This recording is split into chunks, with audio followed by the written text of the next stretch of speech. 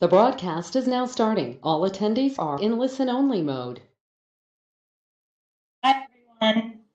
Oh, sorry. Hi, everyone. I'm Erin, and I'm behind the screen today, but I'm here with Jennings Ingram for an interview.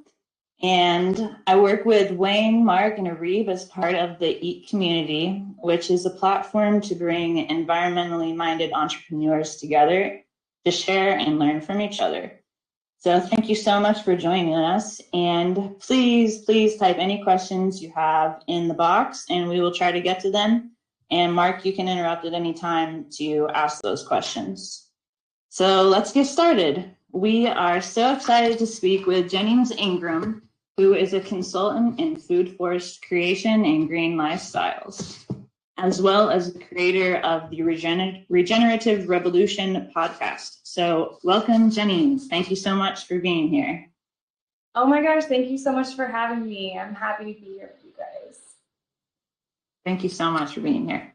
So for those that don't know, where in the world are you located and how long have you been there for? So I'm currently living in Hawaii. I've been here for about three years, almost 3 years. Yeah, oh my gosh, I guess exactly 3 years as of 2 days ago, which is crazy.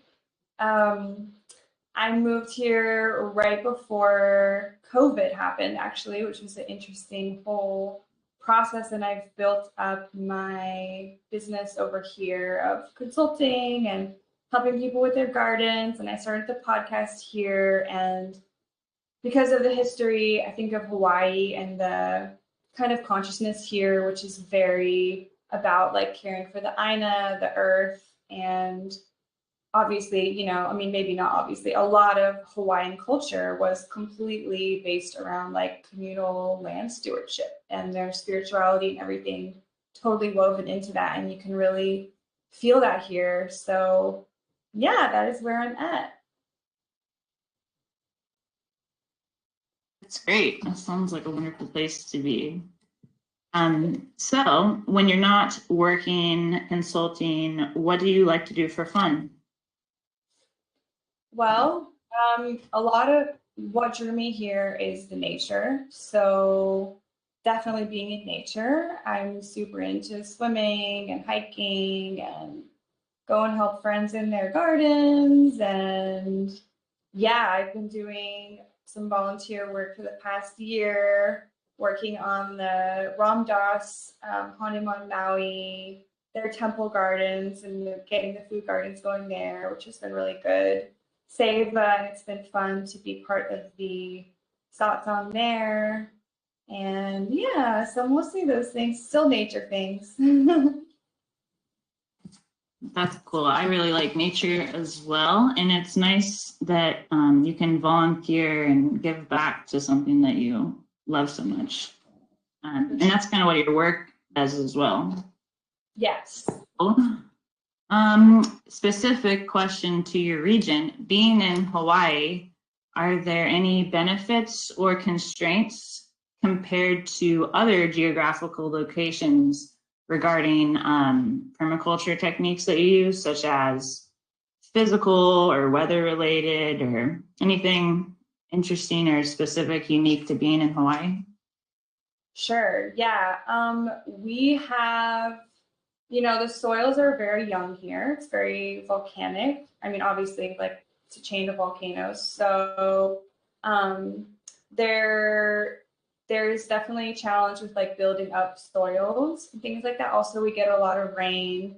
Well, every island, there's a wet side and a dry side, right? I'm on like the wetter side. So we get a lot of rain and that can create challenges with like maintaining soil fertility, as well as we're currently having some hydrological issues, I guess you could say, with the way that the water is being used on the island and experiencing drought and some fires. And there's kind of a long history of misuse of land and water resources here.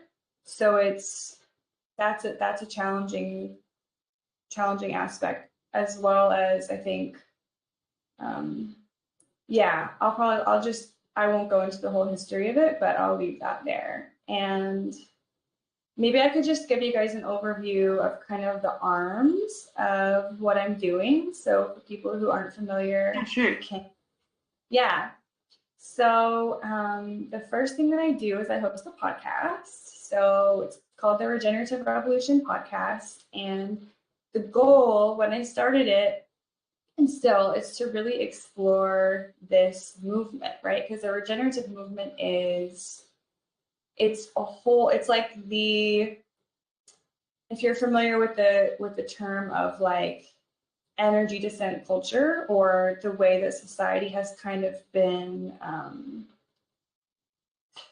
the way that a lot of modern society is now was built when we were extracting like more and more and more fossil fuel from the earth, basically, like on this upward trajectory of like more and more and more. And now we're in this place where it's becoming very apparent that these ways of being and of living, and endless extraction of fossil fuels, and kind of endlessly building things up and not caring for the soil and being separate from, for example, our food production,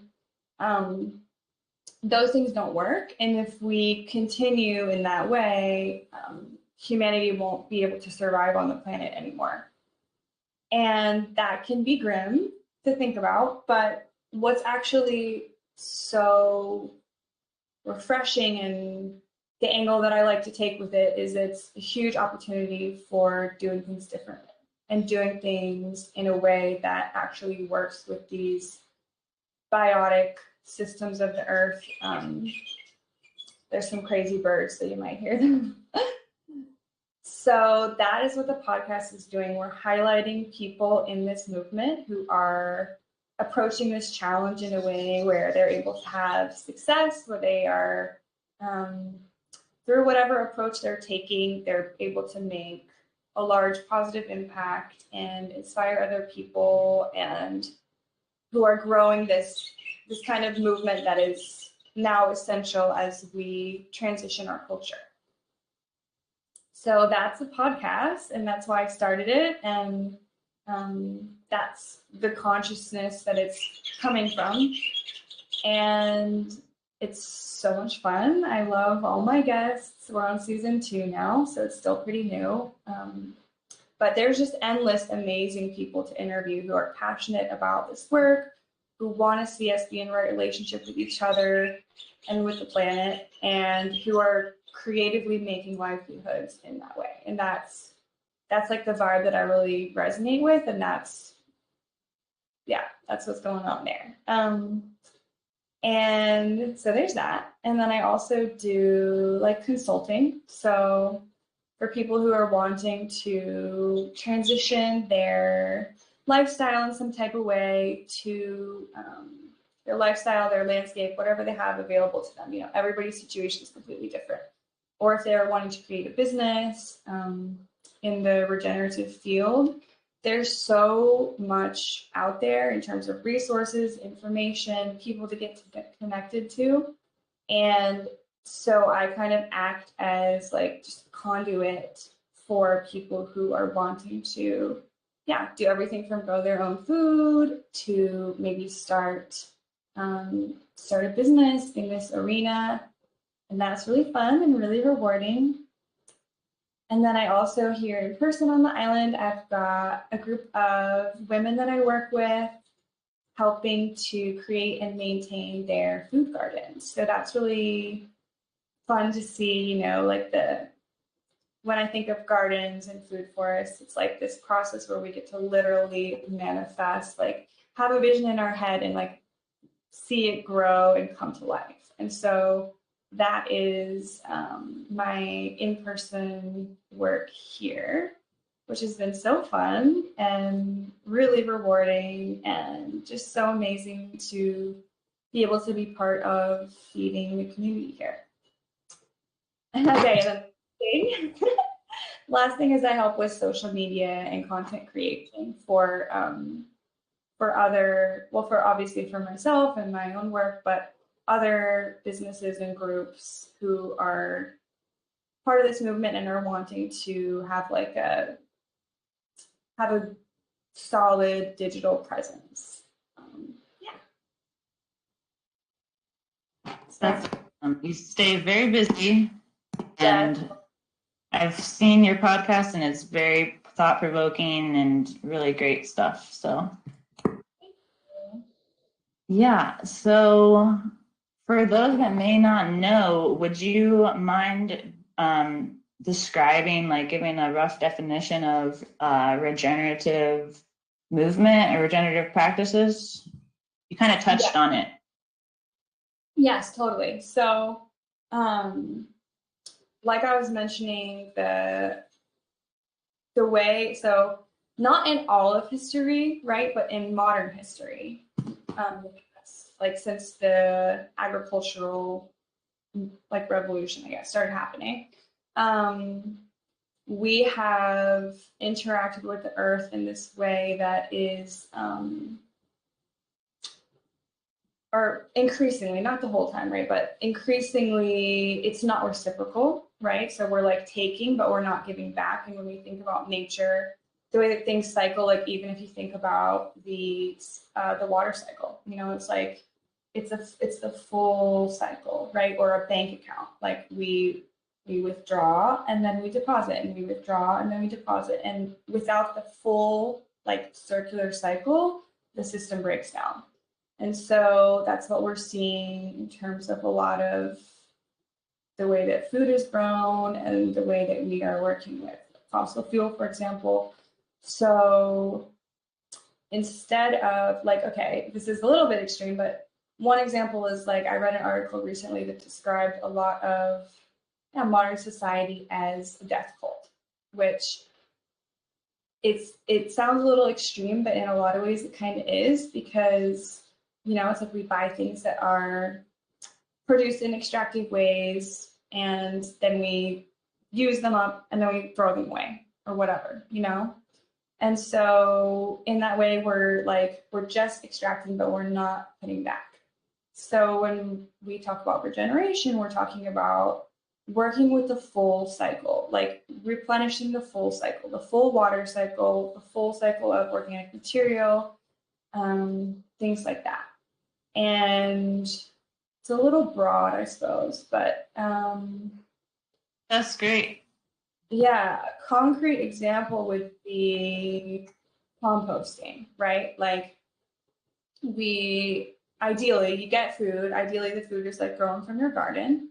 So that's like that's like the uphill side of the cycle. You receive, and then you consume the food, and then what you don't eat, or ideally like what you also extract, that gets composted and goes back into the soil so that the full cycle can happen. So it's not just endlessly pulling out from the soil and not giving back.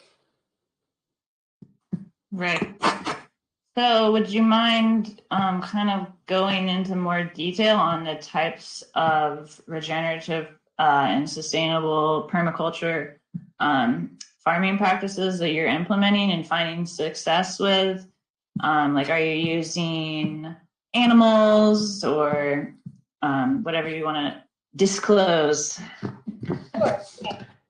So personally, at this moment, I don't have my own farm. I only help other people with their projects. So there's that. The most practiced like methodology that I've used here has been, it's called syntropic agroforestry. So it's where you're basically, okay, so there's different layers to a forest naturally, right? There's like the tallest canopy layers to the lowest understory, and there's like many different layers in between. And each tree and plant has a different need for sunlight and nutrients and things, and they're meant to live symbiotically together, like all the rest of the organisms on this planet. So when we work with syntropic agroforestry, we are thinking about each plant or each tree. We're planting forests basically of trees that are producing things that we need, a lot of fruit trees, timber trees, things like that. And staggering staggering is not the word, interplanting them in ways where their needs are being met, as well as managing them to make sure that we are increasing the soil health and the organic material in soil. So that looks like a lot of, that looks like a lot of pruning, like specific pruning and mulching of like material from the site, and applying it to the soil in a way that builds it up over time. So that's one way. I heard you mentioned one time in a podcast that somebody said it looks like you're just throwing trash all over the ground. Oh yeah. Yeah, that was referred to mulching, which is a great technique for a smaller area. So that's where, you're trying to build up your soil, but you're also trying to kind of use what you have on hand and create gardens. So that was, like you start with a bunch of cardboard and put wood chips over it, basically. It's like pretty simple, but it's just a way to build soil that is,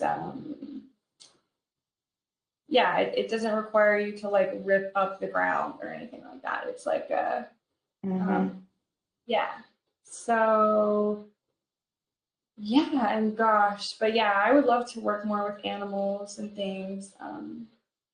But I haven't gotten to here. I did in food forest in Asheville. That was really fun. And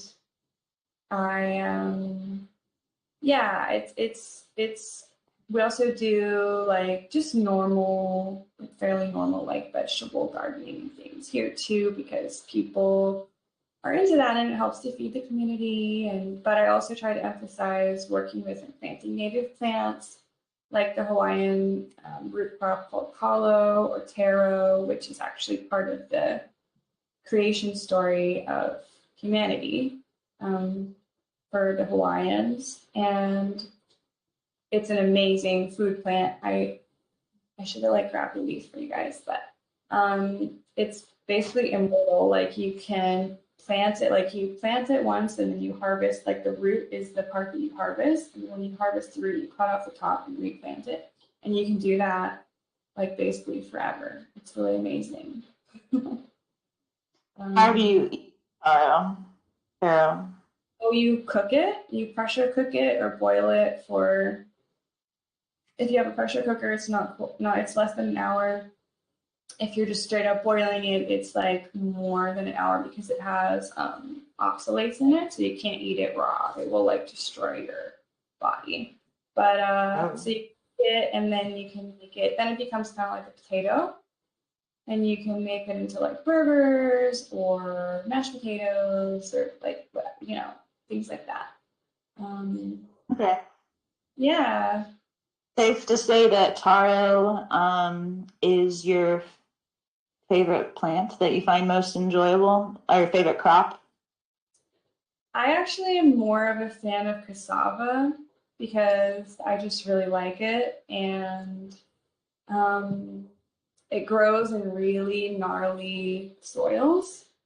It's a root crop from, I think it's from Brazil. I don't know exactly where it's from, but it's a root crop that will grow even in really bad soil, like with barely any care. And another name for it is manioca. It's what tapioca is made out of, if you're familiar with that. Like if you ever had little pearls.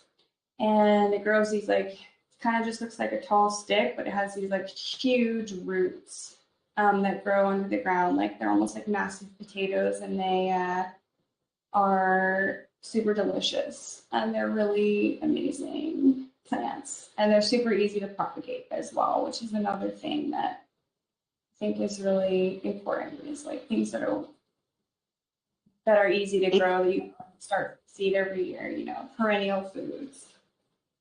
Okay. All right. So kind of jumping backwards a little bit, could you please describe your background and how you got into this line of work? Yeah, totally. So when I was done with college, I wasn't really sure what I wanted to do. I've always been very artistic, and that is probably why I'm decent at the whole social media thing, because I'm just very like visually oriented. And so I decided that I would start. My first business was it was an art business where I was like making these paintings and selling them, and that was really fun if at first. And then it just became this thing where I was like, oh man, like I'm inside all the time. I feel like the people, like I, you know, my I wasn't necessarily working with like the client base of people that I really vibed with, you know? And so then I just kind of got depressed and I was like, God, like, I can't do this anymore.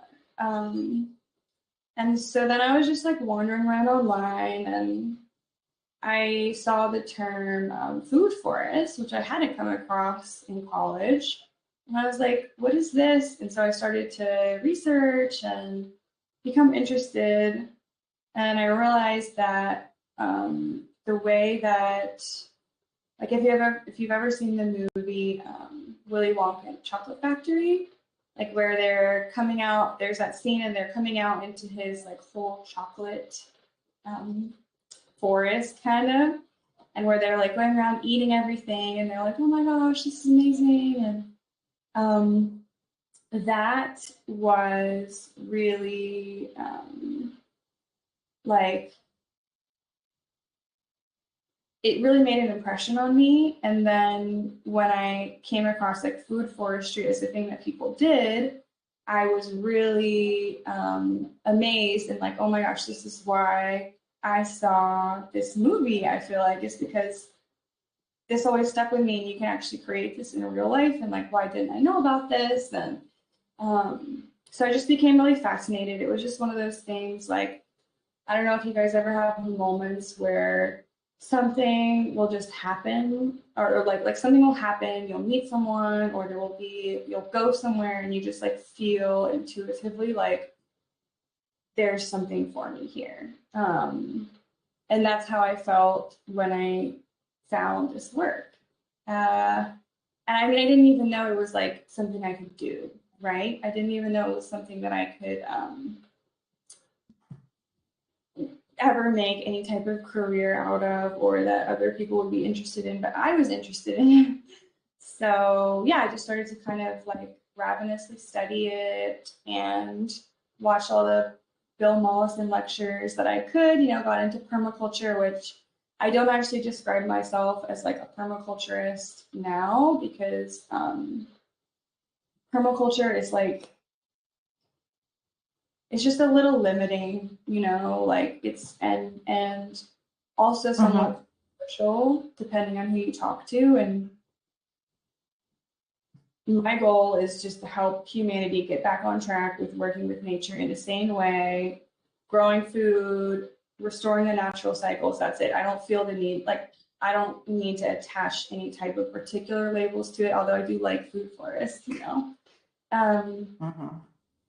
Yeah, so so I started to experiment in my own yard and kind of like poke around, see if other people would let me experiment in their yards too.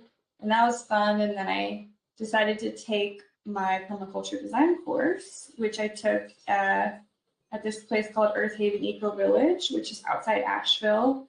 Amazing place. They've got great courses and such amazing people that I met there who I'm still friends with to this day. And then I convinced basically one of my teachers to take me on as an apprentice.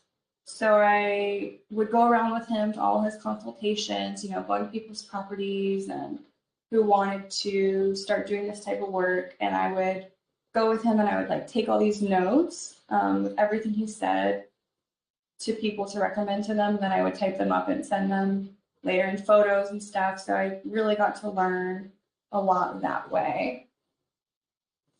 Yeah, and then was kind of doing my own thing, did a little bit in the mycology world, and then got invited to come to Hawaii for an aquaponics internship, which I was really interested in. And once I arrived here, it just became really clear that I was supposed to move here. Like I had all these dreams and just things just really lined up perfectly for me to be able to come here. And so that was, and then once I was here, COVID happened, all sorts of things happened, but basically I was able to build up my business to where it's at now. And I'm not like, I'm still pretty early on in this. I just turned 30 last month, and I'm Happy definitely birthday. still. What? Happy birthday. Oh, thanks. So I'm still kind of, yeah, I feel like I'm definitely still evolving, like as a person, evolving my business. But I'm really thrilled that I've been able to make it this far and able to help people and help the planet. Yeah, it's a bit of a hybrid, right? I think a lot of people who get into this work maybe go, I don't know, like start their own farm or things like that. And I would like to do that at some point in the future, but um, for now, my life is kind of like this hybrid of uh, in person and online work, like which I like. I mean, I couldn't you know, just do things on the ground. I would get bored because I'm like start of the You podcast. can mix it up and not have to sit in an office all day too, probably, right? Literally would lose my mind. I could never do. Well, Yeah. that's an interesting story. I appreciate you sharing it. Cool that you started out as an artist and you have that background that you can apply to everything. Yeah, I think it's been helpful because like before you started recording, like there's not too many people who like walk in both worlds of like, um, yeah, like being able to work with the online world as well as being part of the whole earthy side of things. So it's cool to walk in both. Yep, and you do have a great social media. I really enjoyed your Instagram, so that's cool. So do you want to answer this kind of random question that is, what is a negative thing in your life that at the time seemed horrible, but the outcome of it has been amazingly good? Ooh. You know, well, I guess the example I'll give, it'll be a farming example. When I first started getting into permaculture and learning about all these things, we've got a little family farm in North Carolina, and I was very excited to start using those principles and to start planting orchards. And I had like so many plans that I drew up for converting like some of the cow pastures to permaculture systems, right? Which honestly, like at that time, I didn't really know enough to be designing those systems anyway. So maybe it's all works out the way it's supposed to, right? So I came up with all these plans, went over them with my family, and we were gonna buy all the fruit trees and start putting them in. And I was really excited. And then there was like a really bad miscommunication with one of my family members who had recently started to take over managing the land after my grandparents had officially like stepped down from that role. And so what happened was the agricultural extension agent ended up recommending for our fields to be treated with these very strong herbicides because there were a certain amount of weeds and things coming up, which I was studying, like, oh my God, it's because compaction and we need to like rotate the cows differently and all these, you know, it was like making sense to me. But our communication wasn't good enough to where we got on the same page with that before the fields got treated with these horrible herbicides. So when that happened, I was really devastated. It was just really sad because it was like, wow, for the next 8+ years, literally nothing can grow here but grass. This is really gnarly. So that was really sad and difficult and still is. But because of that, I was open to do something like go to Hawaii and step into this lifestyle here and start to build my business here. So in a way, and from that, there's been incredible personal growth, incredible community here, and a lot that wouldn't have happened if I had just stayed in North Carolina. So there's that. Yeah. Well, that's a good story. So what is one lesson your job has taught you or your profession, that you think everyone should learn?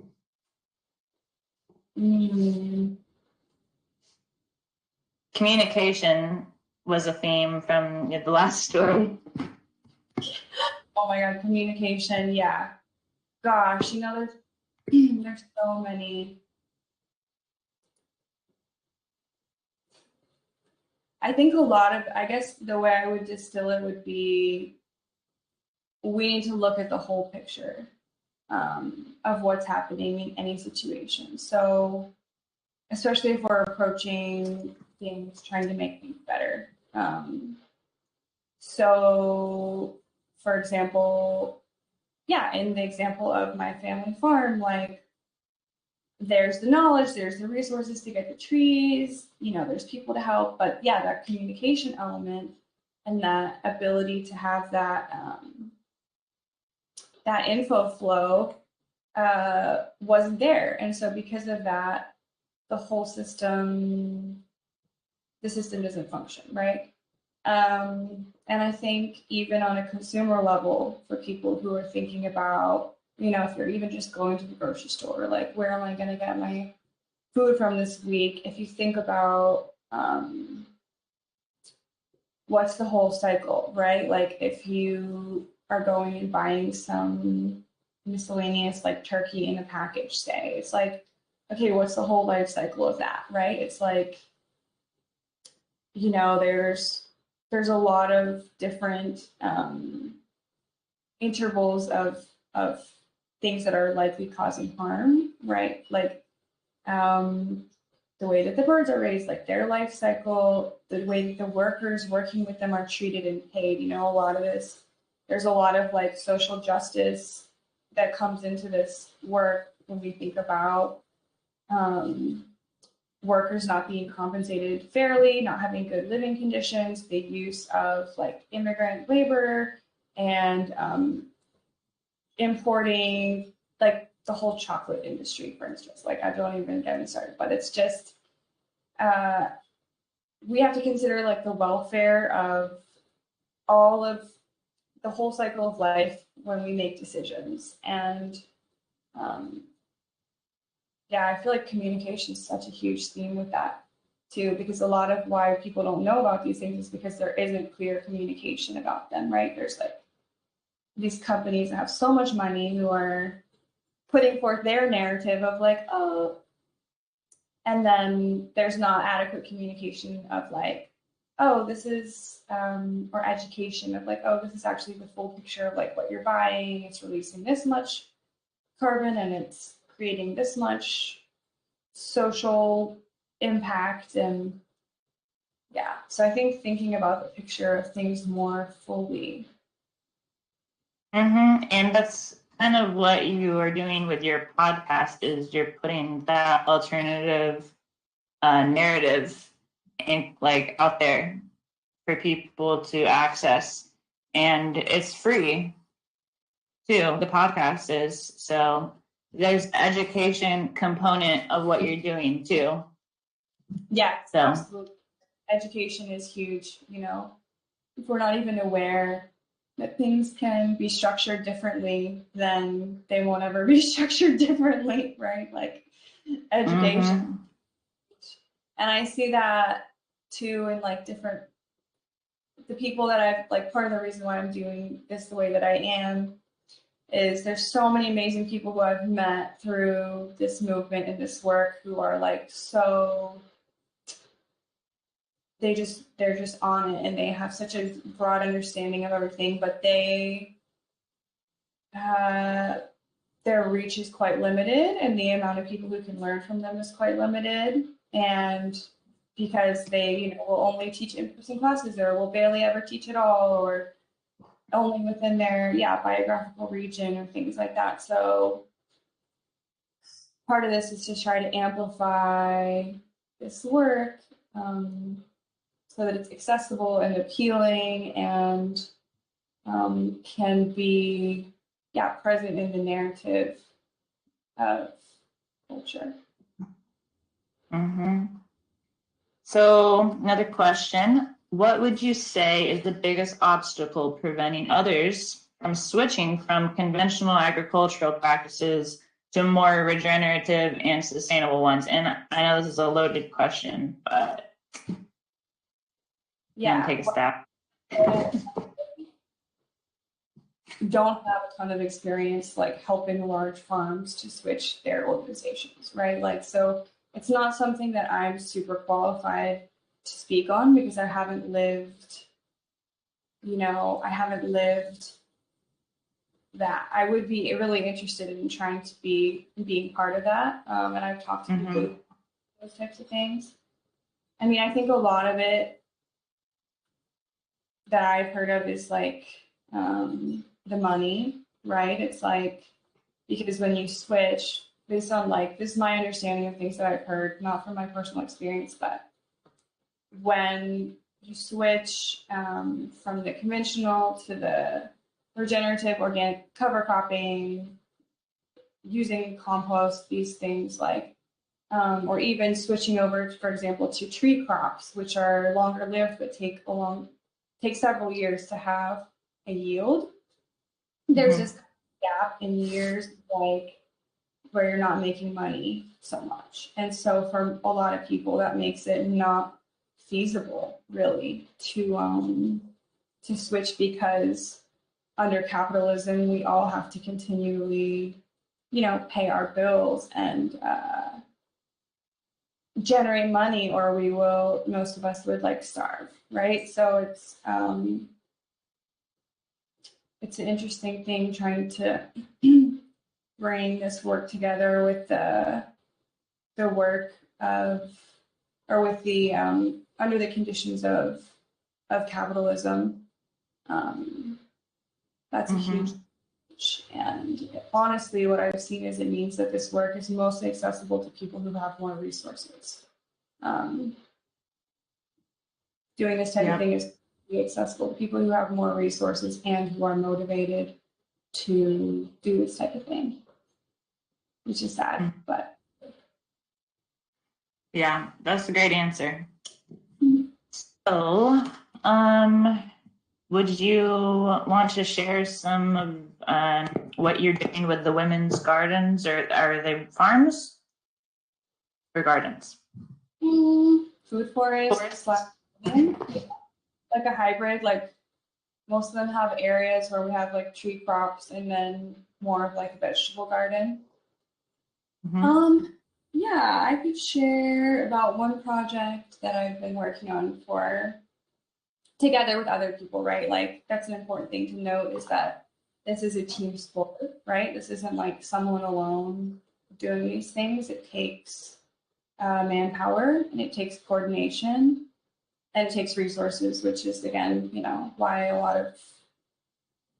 it's not accessible to everyone, even though it should be. I mean, just even land isn't accessible to a lot of people. But anyways, so we started about,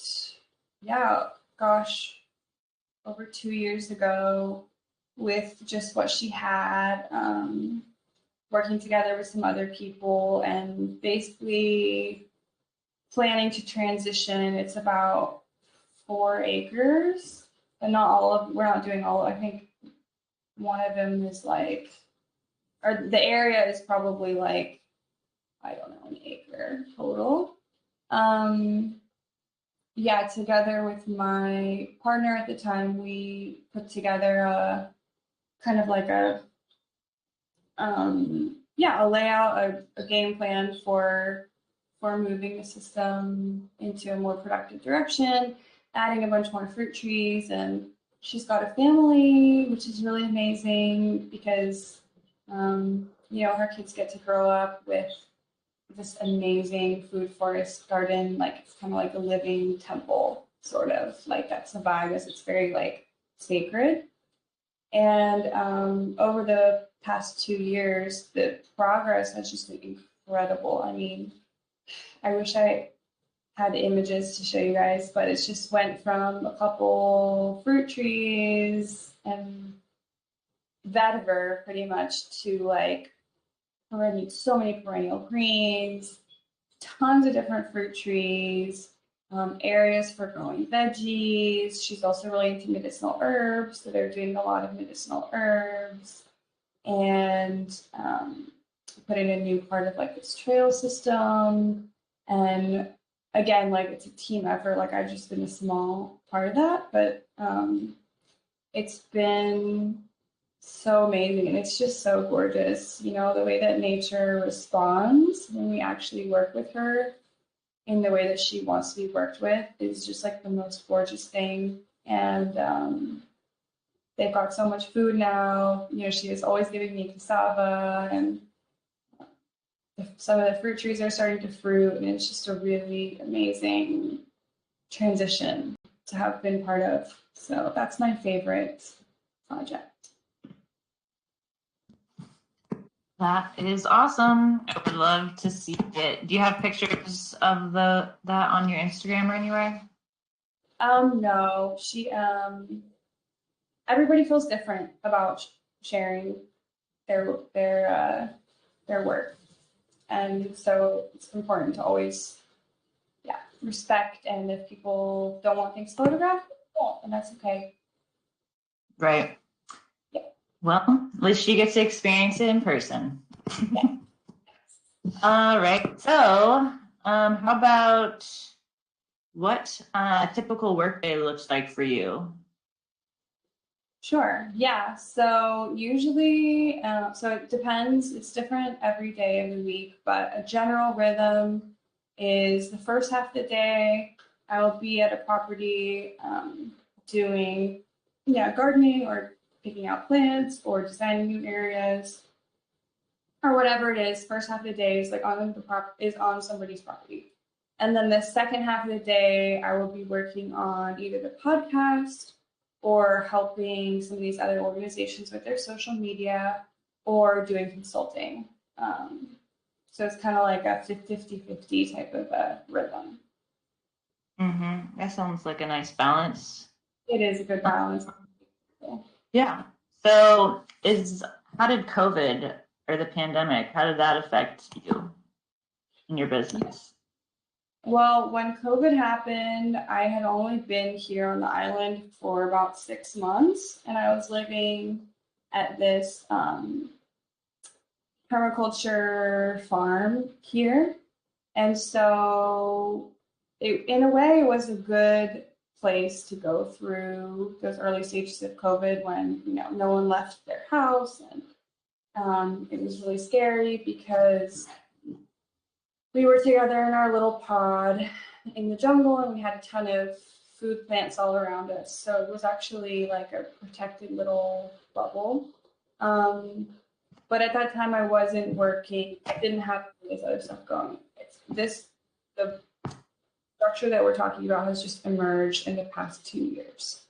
So during that time, I was just there, basically just on the farm with everybody kind of like just waiting to see what would happen.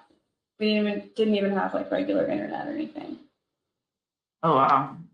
I just quarantined together. Yeah, it was really interesting. So, how about what goals do you have for the next 5, 10 years? Anything you want to share? Yeah. Well, business-wise, I'm definitely going to continue to grow the podcast and to grow my consulting services. And for anyone listening, just know that I'm available for helping you transition to a more green lifestyle, whatever that looks like for you. If you just want to start a vegetable garden with your family and you're just like feeling overwhelmed by all of the material out there and you want help with where to start so that your kids can have fresh food, or if you are more entrepreneurial and you want to have a business in this growing area. I know a lot of people who are in this, and I have a lot of resources I can connect you with. And then,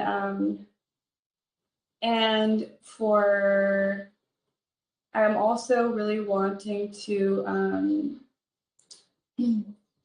bring on more aligned sponsors for the podcast. I also started working with specific brands who are aligned with this mission. So having more of those partnerships. And so that's the business area. And then for my personal life, I'd like to get some land and get like an off-grid house going, but like a nice one, and hopefully, live there with my family and That sounds like a plan. Yeah. Use some eco bricks to make your house. Yeah, I should. I want to. I mean, there's plenty of that material in the world, so might as well use it. I had never heard of that, but I thought that was a great blog post where you said 3 things to do to be more environmentally friendly from an apartment. Yeah. And I had never heard of an eco brick, and I was like, that's awesome. I would love to build something out of those. Yeah, it makes a lot of sense. I mean, the material is going to be here with us. For anybody who doesn't know, an eco brick is like a plastic water bottle stuffed full of plastic, like as dense as you can. And it makes a really good building material with this plastic that's going to be with us here on the planet for the rest of our lives anyway. So we might as well like do something useful with it. Mm-hmm. So, kind of on that same theme, is there any literature or publication or podcast that you'd recommend to somebody interested in starting or transitioning to a food forest, more environmentally green operation? Any sort of resources? Sure. Yeah, there's a million. So it really depends on where people are coming from. Like everybody's goals, whatever someone's goals are going to determine like the resources that they need to be connected with, which is why I offer like the individualized consultation sessions. And I would say a great place to start would be like if you're just wanting to get into this, you barely like know anything, but you're really intrigued. I would just start with the book Gaia's Garden. It's by Toby Hemingway, and it's a really good intro to just designing like a small scale system that will feed you and work with nature and just like introduces you to kind of some of these like introductory principles. And it's like a nice read. I think it's a beautiful book too. And then if you are wanting to learn more about yeah, somebody's career paths, things like that, I would go to the podcast and go to this, like listen to the episodes for if there's someone who's like you're interested in their stuff. Like we have one where this guy started this whole thing around like kelp farming. We have Tree Jenny. She's really amazing. She started this whole nonprofit planting carbon sequestering trees in Costa Rica. And so I would go to the podcast and listen if you want, or even just look at the show notes. Just read the show notes because all the show notes have a ton of resources in them that I put there. That's awesome. It's a great resource. And I have a friend that is interested in starting a seaweed farm. So kelp, not sure kelp and seaweed are the same thing, but I think they might be. So yeah, I mean, they're in the same genre. And depending on your like where you're at in the world, it might not be kelp that's the most appropriate seaweed for you to grow, but it's all needed. Okay. For your friend, I would check out this organization, Greenwave. They have like an incubator program where they help to get new seaweed farmers set up. And I forget what the investment is, but it's like a reasonable investment, and they get you totally set up with everything you need. And they even have like buyers set up for your first crops. Like you have a guarantee. Wow. Yeah. So Greenwave would be. Yeah, I wonder if he's come across that yet. That sounds awesome. Yeah, definitely hook him up with that one. Cool. So getting towards the end here a little bit. Do we have any questions, Mark? Okay.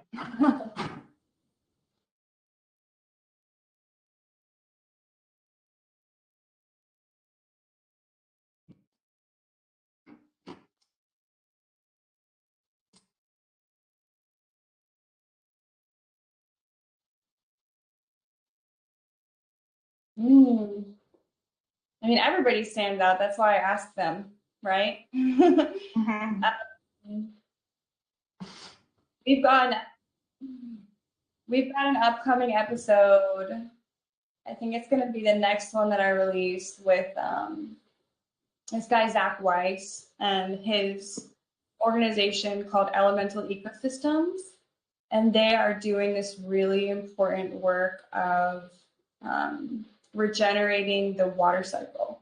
So a lot of people don't understand that a lot of the drought and flood and fire cycles that we're experiencing on the planet right now are because of the disturbance of the water cycle, and like the way that the whole water cycle isn't functioning the way that it needs to due to human disturbance. But the good news is that there are pretty simple fixes for a lot of it. And so Elemental Ecosystems, Zach, they are doing phenomenal work people on restoring the whole water cycle. And we go into like, he's got whole training that you can do, which is amazing. And it's also, and you can create a career in that. Another amazing person in that industry or area is Brad Lancaster, who you guys have probably heard of. And I haven't had him on the show yet, but I definitely am going to. So he's got trainings, but we also go into things that people can just do from home, like, and that's going to be the one that the interview that I release this month. So when you just asked me, that's what came to mind.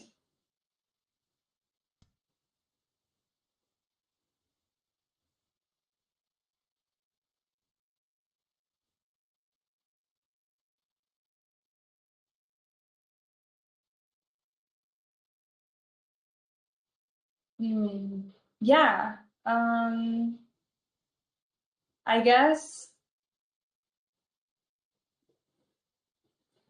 how do I say this? Astrologically, some people might say it's the Aquarius in my chart, but a lot of it, I think, has to do with seeing so much of, like, I don't have, like, from my childhood or anything, like, super clear role models of, like, people doing what I want to do, but I did have clues of, like, you know, our family farm growing up, like, getting to spend so much time out there, like, me knowing that I need to be in nature a lot, right? And that I really value that. And then seeing the way that my grandma would always work with the plants and things. I love, like, she was amazing like that. And then also seeing on the flip side, like, um, other people in my family pursuing other careers that I wouldn't want, right? Like, or people in my life, like, who are, you know, for example, like, spending their whole life working in a hospital or something like that, which is totally amazing and super needed. We need these oncologists and these people, but it was kind of an influence of, like, it was kind of a combination of push and pull, right? Like, I feel pulled towards these things and I feel pushed away from these things. And so how do I create a livelihood and a lifestyle for myself where I'm able to, like, walk this path that's aligned with these things? And I feel honestly like a weirdo sometimes because there's not that many, I don't know, it's like, I feel like it's still a growing field, and it's still, like, when I tell people what I do, they're like, they're intrigued, but it's also like they haven't heard anybody say that before. So it can be a lot of, like, emotional labor to, like, educate people. Um, yeah, so I guess kind of a combination of things. And then when I found permaculture, I was like, oh, this is much more it. And then I realized permaculture isn't totally it. Or just being a farmer isn't totally it, but I can, like, weave these things together. Hopefully that's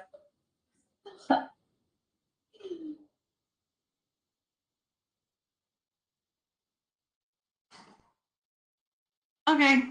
Yep, it is probably hard to be on the cusp of something that's new, but somebody's got to do it.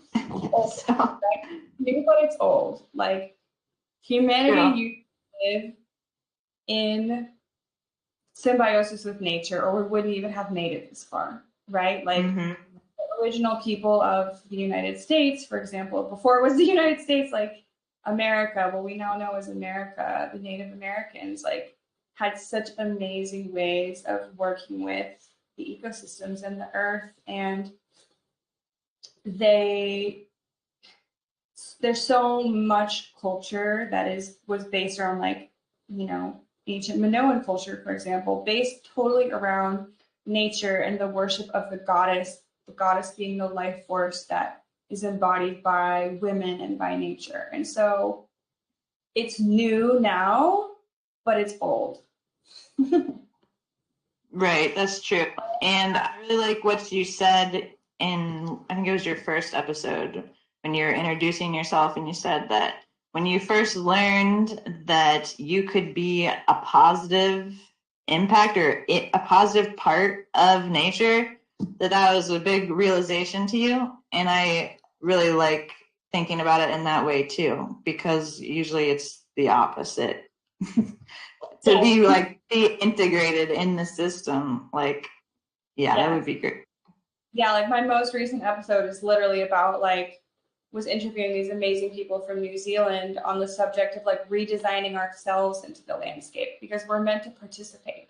We're not meant to, like, sit indoors behind a screen and then our bodies get all messed up and then we have to go into a gym to, like, restore what our bodies are supposed to actually do. We're supposed to be part of the landscape. We are nature, and we forgot that.